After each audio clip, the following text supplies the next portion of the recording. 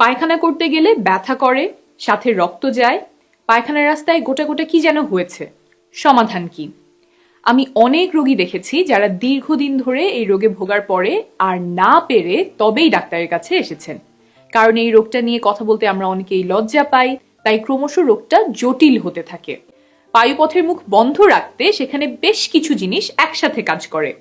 তার মধ্যে একটা বিশেষ গুরুত্বপূর্ণ, নাম হলো অ্যানাল কুশন। দেখতে অনেকটা এইরকম। এগুলো 3 দিক থেকে চাপ দিয়ে পায়ুপথের মুখ বন্ধ রাখতে সাহায্য করে। যদি কোনো কারণে 3 দিকের এই কুশনগুলো ফুলে যায়, সেগুলো থেকে রক্তক্ষরণ হয় বা সেগুলো নিচের দিকে নেমে যায়, পায়ুপথের চারপাশে গোটার মতো দেখা যায়, তখন সেটাকে আমরা পাইলস বা অর্শ নামে চিনি। সাধারণত টয়লেট পেপার ব্যবহার করার পরে দেখা যায় সেখানে রক্তের ফোঁটা লেগে আছে, অথবা কমোডে বা প্যানের গায়ে দেখা যায় লাল রক্তের ছোপ। 2, কুশনগুলো ফুলে পায়ুপথ দিয়ে বেরিয়ে আসতে পারে। তখন নরম গোটার মতো মনে হয়। সেগুলো সাধারণত মলত্যাগের পরে বের হয়ে আসে আর নিজে নিজেই ভেতরে ঢুকে যায়, বা আঙুল দিয়েও ভেতরে ঢোকাতে হতে পারে।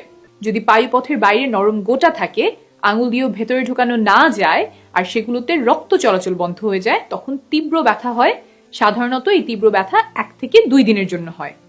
4, পাইলস হলে এছাড়াও আপনার পায়ুপথে চুলকাতে পারে, পায়ুপথ দিয়ে পিচ্ছিল কিছু পদার্থ বের হতে পারে যেটা দেখতে শ্লেষ্মার মতো।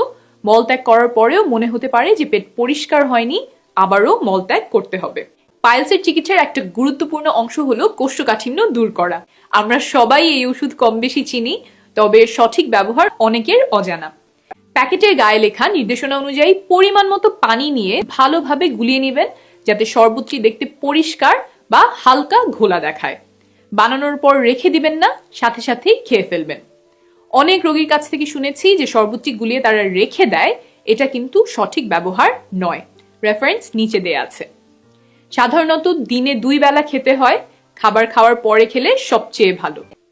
নিরাপদে থাকবেন, শীঘ্রই আবার দেখা হবে।